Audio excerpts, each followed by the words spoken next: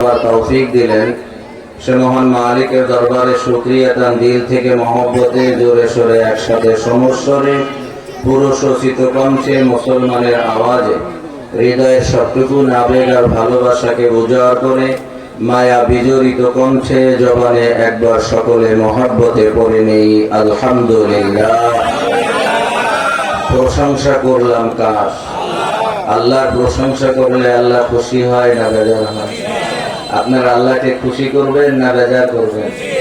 আমার তো মনে হয় যদি খুশি করার ইচ্ছা থাকতো তাহলে আলহামদুলিল্লাহ শব্দটা আর একটু বেশি হতো, ঠিক কিনা বলেন? ইবাদত আমল কম করেন, আমল কম হোক কিন্তু তার ভিতরে ইখলাস থাকতে হবে, আন্তরিকতা থাকতে হবে। আপনি অন্তর থেকে ভালোবেসে মহব্বতে যখনই ছোট্ট কোনো একটা ভালো আমল করবেন তো আল্লাহ রাব্বুল আলামিন ওই ছোট্ট একটা আমলের দ্বারাই আপনার নাজাতের পথ তৈরি করে দিতে পারেন। সুবহানাল্লাহ। এজন্য দরকার অন্তরের অন্তঃস্থল থেকে আল্লাহকে ডাক দেওয়া। दिल की गहराई से जब उनका नाम लेता हूँ मैं, सुनती थी मेरे कदमों को बहरे की कुल कायनात, सुनती थी मेरे कदमों को बहरे की कुल कायनात। दिल से जो बात निकलती है, दिल से जो बात निकलती है आसर रखती है और नहीं है मगर ताक़त परवज रखती है। विश्व कवि अल्लामा इकबाल रहमतुल्लाह अलैह बोले, दिल से जो बात निकलती है आसर रखती है और नहीं है मगर ताक़त परवज रखती है। আপনি যখন অন্তরের অন্তঃস্থল থেকে দিল কি গাহারাইছে, অন্তরের অন্তঃস্থল থেকে উনকি নাম লেতা হুমাই, যখন আপনি আল্লাহর নাম নিবেন আপনার ওই নামের সাথে ডাকের সাথে ফাঁকা থাকবে না, পর থাকবে না, কিন্তু মহব্বতে যদি একটা ডাক হয় তো আল্লাহ ওই এক ডাকের দ্বারাই আপনাকে অলি বানাইয়া দিতে পারে। কথা বলেন ঠিক না? এ ভাই, একজন ইহুদি একদিন নয়, দুই দিন নয়, দীর্ঘ 80 বছর পর্যন্ত সালাম সালাম সালাম সালাম বলে ডেকেছি। হঠাৎ করে স্লিপ অফ মাউথ হয়ে সনামের জায়গায় সমাজ শব্দটা বের হয়ে গেছে। সাথে সাথে আওয়াজ আসে, বান্দা আমাকে এতদিন করে বুঝি মনে করলো। সুতরাং আমার ভাইয়েরা, আমল কম হোক কিন্তু তার ভিতরে ইখলাস থাকতে হবে, তার ভিতরে খুশু থাকতে হবে, তার ভিতরে আন্তরিকতা থাকতে হবে। আপনি যখন অন্তরের অন্তঃস্থল থেকে আল্লাহকে আল্লাহ বলে ডাকবেন তো আল্লাহ এত খুশি হয়ে যায় যে বান্দার জন্য গোটা দুনিয়ার সমস্ত মাখলুককে গোলামে পরিণত করে দেয়। সুবহানাল্লাহ। আমার ভাইরা, আমি আসলে হঠাৎ করে এখানে এসেছি তো বন্ধুবর মৌলানা হযরত মৌলানা আব্দুল কুদ্দুস বিপ্লবী সাহেব উনি বললেন যে জেদি সাহেব একটু আলোচনা করেন, সেই হিসাবেই মূলত আসা। আজকের এই মাহফিলে অনেক দাওয়াতি মেহমান রয়েছেন যারা আলোচনা করবেন, এজন্য আমি মুখতাসার কয়েকটা কথা আপনাদের খেদমতে বলতে চাই। এজন্য আমি পবিত্র কোরআন শরীফের দ্বিতীয় বৃহত্তম সূরা সূরা আলে ইমরানের 185 নম্বর আয়াতের মধ্যখান থেকে একটু আয়াতে টুকরা তেলাওয়াত করেছি। রাসূল পাক সাল্লাল্লাহু আলাইহি ওয়াসাল্লামের অসংখ্য হাদিস মুবারাকা থেকে ছোট্ট এক টুকরা হাদিসে পাক তেলাওয়াত করেছি। কোরআনের আয়াত এবং হাদিসের সাথে সমন্বয় সাধনের মাধ্যমে অল্প সময়ের মধ্যে মূল নির্দেশটুকু আপনাদের খেদমতে তুলে ধরার চেষ্টা করব বিফাদলিল্লাহিল আযীম। সকলে বলি আমিন। সম্মানিত উপস্থিতি, আপনি 100% কনফার্ম হতে পারেন, ফুললি স্যাটিসফাইড হতে পারেন, কারণ আপনাকে এখানে যিনি বসিয়েছেন তিনি কে? আর আপনাকে আল্লাহ এজন্য বসিয়েছেন যে আপনার সিনার ভিতরে, আপনার কলজার ভিতরে ন্যূনতম সামান্যতম হলেও জান্নাতে যাওয়ার যোগ্যতা রয়েছে। তাই লক্ষ মানুষের মধ্য থেকে আপনাকে যাচাই বাছাই করে জান্নাতের বাগানে বসার সুযোগ করে দিয়েছেন। মহাব্বতে বলি আলহামদুলিল্লাহ। তো ভাইরা আমার, এখানে আপনারা যারা আছেন, আমি আপনাদের জ্ঞাতার্থে একটা কথা বলতে চাই। পৃথিবীতে প্রত্যেকটা মানুষ সফলতা চায়, ঠিক কিনা? প্রত্যেকটা মানুষ সফলতা চায়। কেউ গাড়ির মাঝে, বাড়ির মাঝে, সুন্দরী স্ত্রীর মাঝে, কেউ ধন সম্পদের ভিতরে সফলতা খোঁজে। আপনি যদি জাস্ট এক্সাম্পল, আপনার যদি একটা 10 তলা বিল্ডিং থাকে আর আপনি যদি বিল্ডিং এর সামনে থাকেন, আপনাকে কেউ বলে যে ভাই বাসাটা কার, তখন আপনি আনন্দে বলেন যে আলহামদুলিল্লাহ বাসাটা বা বাড়িটা আমার। আপনি কি সফল? সে বলবে আলহামদুলিল্লাহ জীবনে যা চেয়েছি তাই পেয়েছি। চেয়েছিলাম একটা বাড়ি করবো, আল্লাহ বাড়ি করার তৌফিক দিয়েছেন। আবার যদি আপনি কোনো অ্যাপার্টমেন্ট বিল্ডিং এর মালিক হন, আপনি যদি কোনো শপিং মলের মালিক হন, আপনি যদি কোনো মিল ইন্ডাস্ট্রি কারখানার মালিক হন, আপনি তার ভিতরে সফলতা খোঁজেন। কিন্তু আমি আপনার কাছে বিনয়ের সাথে জানতে চাই, আসলে দুনিয়ার যা কিছু আপনি পাচ্ছেন এগুলো কি চিরস্থায়ী? হ্যাঁ, ये যেমন सहारा भी होगा ये खबर बुलबुल को दो, ये যেমন सहारा भी होगा ये खबर बुलबुल को दो, ताकि अपनी जिंदगी को सोच कर कुर्बा करे, ताकि अपनी जिंदगी को सोच कर कुर्बा करे। কবি কত চমৎকার করে বলেন, এ ভাই আপনি যে দুনিয়াকে এত ভালোবাসেন, আপনি যে সম্পদের ভিতরে শান্তি খুঁজেন, আপনি যে বাড়ি গাড়ির ভিতরে শান্তি খোঁজেন, আর আপনি মনে মনে ভাবেন যে আমার সম্পদ আছে, আমার টাকা আছে, আমার বাড়ি আছে, আমার গাড়ি আছে, আমি সফল, এটাই আপনাকে মঞ্জিলে মাকসুদে পৌঁছে দিবে না ভাই না। আল্লাহ তাআলা বলেন আল্লাযী জামা'a মালাহু ওয়া আদ্দাদা ইয়াহসাবু আন্না মালাহু আখলাদা।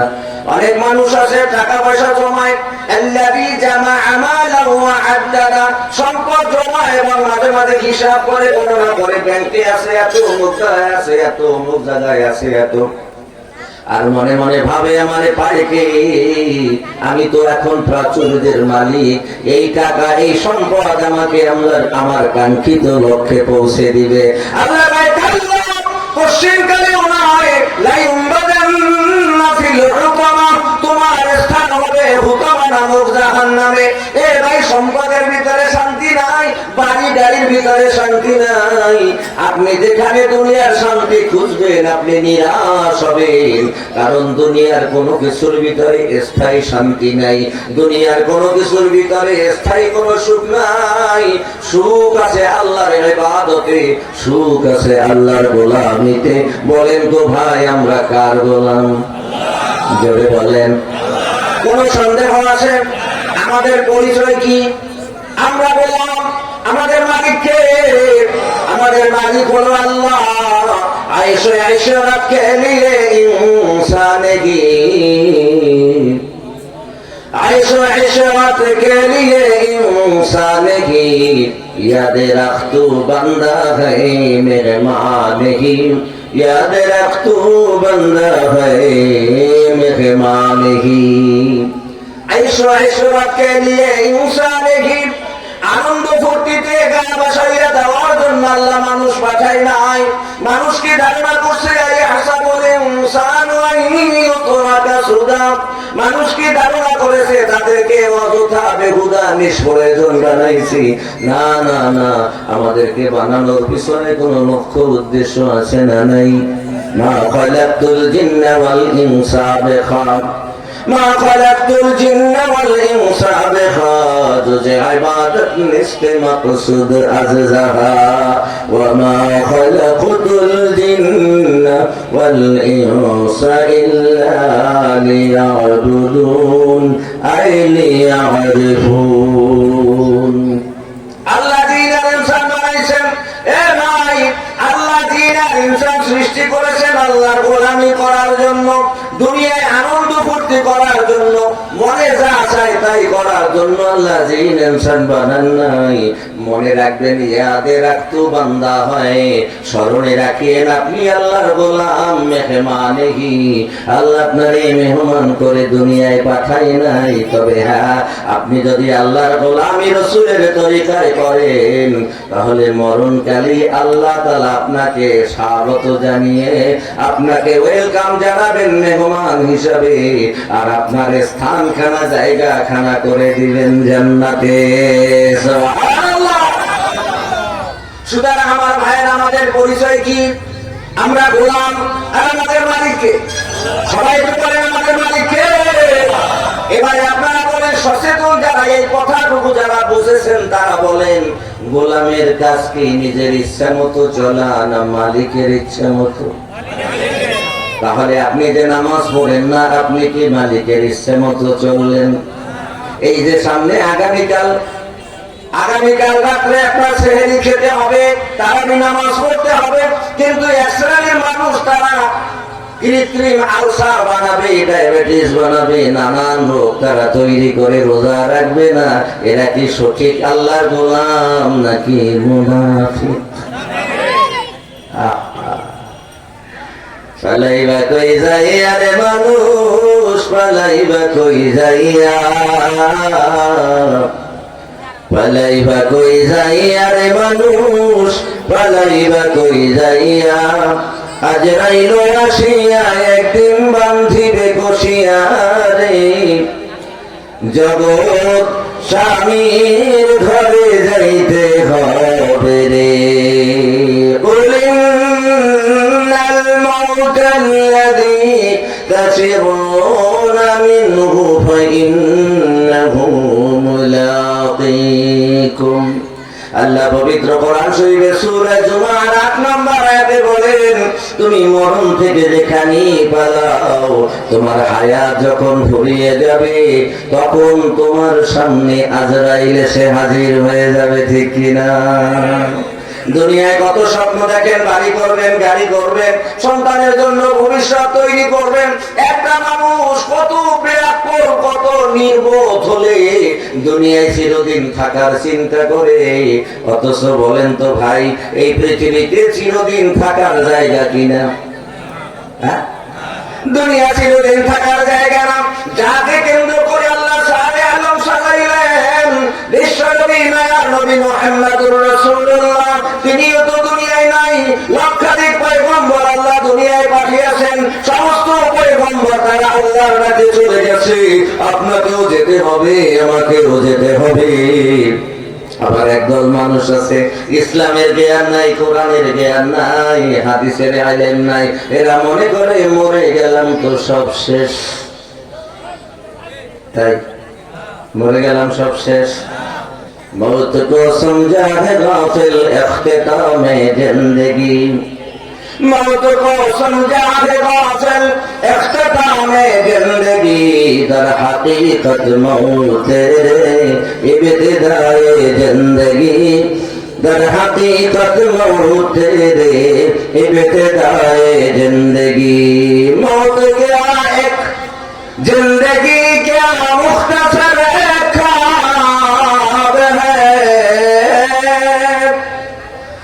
जिंदगी क्या मुख्तसर एक ख्वाब है, मौत क्या उस ख्वाब की ताबीर है, मौत क्या उस ख्वाब की ताबीर है। ए भाई, আপনি কেমন মুসলমান, আপনি কেমন মানুষ? আপনি মনে করেন মারা গেলাম তো সব শেষ, মরে গেলাম, মরে যাওয়ার পরে যা হয় তাই হবে। এটা কি কোন মুসলমানের বিশ্বাস হতে পারে? এটা কি কোন মুমিনের বিশ্বাস হতে পারে? এটা কি কোন খাঁটি মুমিন মুসলমানের আকীদা হতে পারে? না, না। मौत को समझा है गाफिल इख्तितामे जिंदगी।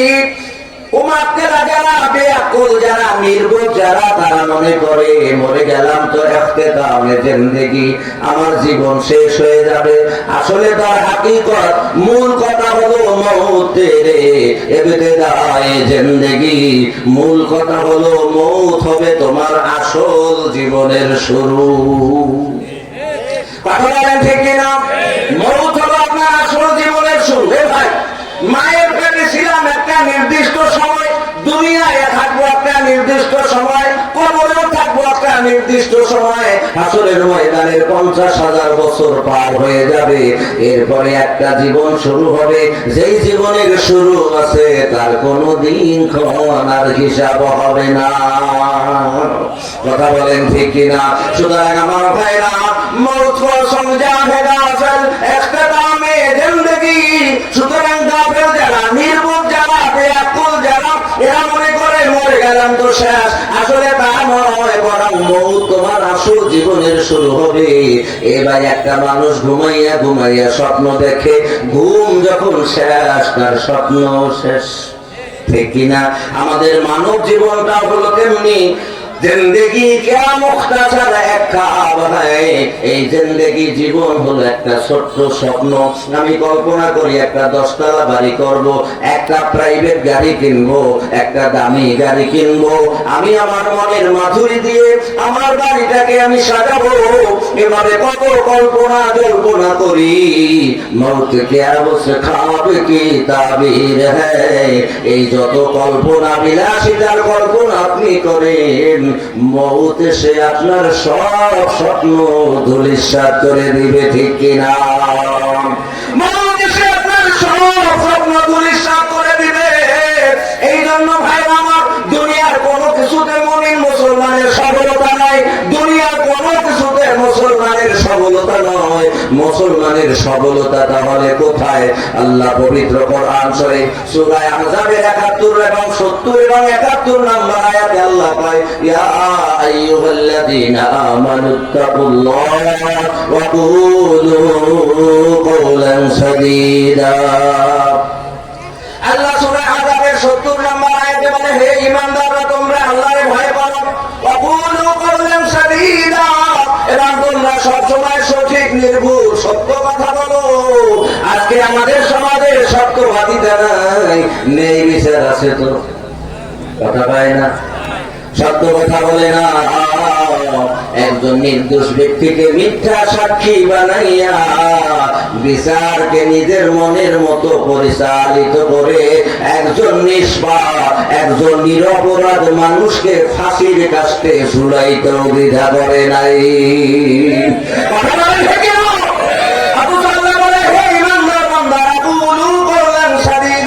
তোমরা সত্য কথা বলো।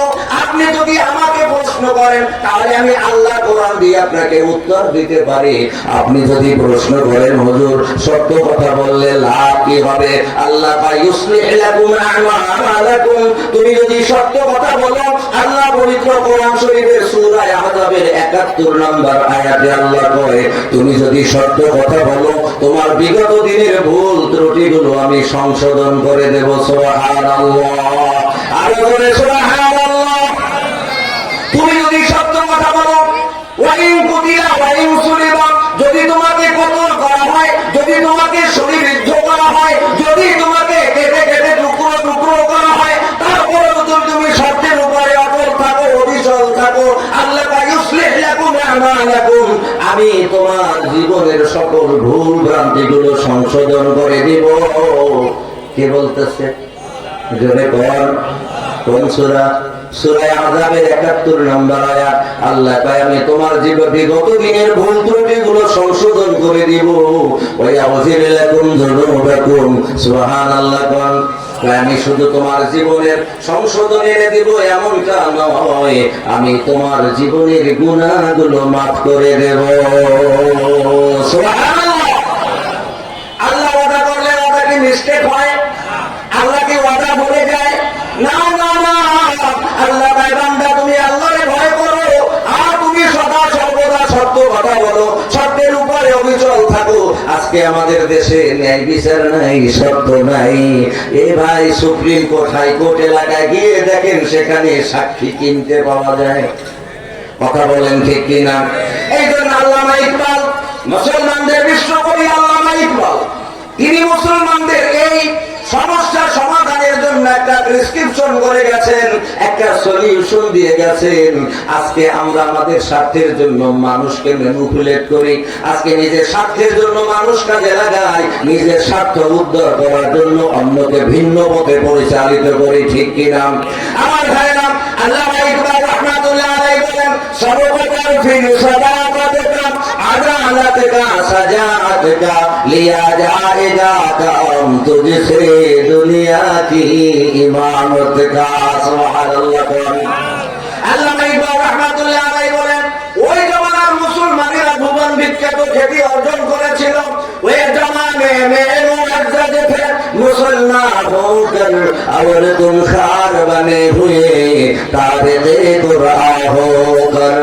ए भाई আল্লাহ ইকবাল রাহমাতুল্লাহ আলাইহি বলেন, ওই জমানার অর্থাৎ রাসূলের আমল, খোলাফায়ে রাশিদিন যুগের আমল, 30 বছরের সাহাবীরা ভুবন বিখ্যাত খ্যাতি অর্জন করেছিল। কারণ তাদের চলার বলার বাহন ছিল আল্লাহর কোরআন, আর আদর্শ ছিল মুহাম্মদুর রাসূলুল্লাহ সাল্লাল্লাহু আলাইহি ওয়াসাল্লামের। সুবহানাল্লাহ। সুতরাং আমার ভাইরা, হুজুর এসে গেছে, আমি 2-3 মিনিটের মধ্যে কথাটা শেষ করে দেব। আল্লাহ রাব্বুল আলামিনের এই দুনিয়ায় যদি আপনি আমার হারানো গৌরব ফিরে পেতে চান, সবকর ফির সাদাকাতকা, তাহলে আপনাকে সত্য সত্য বলতে হবে, সত্যের উপরে অবিচল থাকতে হবে। 2 নম্বরে ন্যায় বিচারের পাল্লা স্থাপন করতে হবে। সেই কথাটাই আল্লাহ সূরা আহজাবের 70 নম্বর আয়াতে কয়, তুমি সত্য কথা বলো, সত্যের উপরে অবিচল থাকো, তাহলে আমি তোমার বিগত দিনের ভুল ত্রুটি সংশোধন করে দিব এবং তোমার জীবনের গুনাহগুলো মাফ করে দিব। 3 নাম্বার, ওয়া মাইয়ুতি'ইল্লাহা ওয়া রাসূলাহু ফাকাদ ফাযা ফাওজান আযীমা। আল্লাহ ভাই, তুমি তোমার গুনাহগুলো, বিগত দিনের ভুল ত্রুটি আমি সংশোধন করে দেব। 2 নম্বরে তোমার গুনাহগুলো মাফ করে দেব। এরপরে যদি তুমি আল্লাহ এবং তার রাসূলের পূর্ণ আনুগত্য করো, ফাকাদ ফাযা ফাওজান আযীমা, তাহলে এটাই হবে তোমার মহা সফলতা। এবারে আসেন ভাই, আপনি যদি আমাকে বলেন, হুজুর তাহলে মহা সফলতা কি? আমার আলোচনা শেষ। মহা সফলতা কি? আল্লাহ পবিত্র কোরআন শরীফের সূরা আলে ইমরানের 185 নম্বর আয়াতে বলেন, ওয়া ইন্নামা তুওয়াফাউনা উজুরাকুম ইয়াওমাল কিয়ামাহ ফামান যুহজিহা আনিন নার ওয়া উদখিলাল জান্নাতা ফাকাদ ফাজ। First to last up to bottom আমার কথাগুলো সামারাইজ বা সার সংক্ষেপ হলো, দুনিয়ার মধ্যে কোনো সফলতা নাই, বাড়ি গাড়ির ভিতরে কোনো সফলতা নাই। হাসরের ময়দানে আল্লাহ রাব্বুল আলামিন আপনার কমপ্লিট জীবনের আমলগুলো আপনার হাতে দিয়ে দিবেন। এবার আল্লাহ রাব্বুল আলামিন বলেন, ফামান যুহজিহা আনিন নার, ওই দিন হাসরের ময়দানে যাকে জাহান্নাম থেকে মুক্তি দেওয়া হবে, ওয়া উদখিলাল জান্নাত, এবং জান্নাতে প্রবেশ করানো হবে, ফাকাদ ফাজ, এটাই হলো একজন প্রকৃত মুমিন মুসলমানদের সফলতা। সংক্ষিপ্ত সময়ে যে কথাগুলো বললাম, বলনেওয়ালা শুননেওয়ালা আমাদের সকলকে আমলের তৌফিক দান করুন। সকলে বলি আমিন। হাযা মা ইলমি ওয়াল ইলমু ইনদাল্লাহ আলাইহি তাওয়াক্কালতু ওয়া ইলাইহি উনীব। ওয়া আসসালামু আলাইকুম ওয়া রাহমাতুল্লাহি তাআলা ওয়া বারাকাতুহু।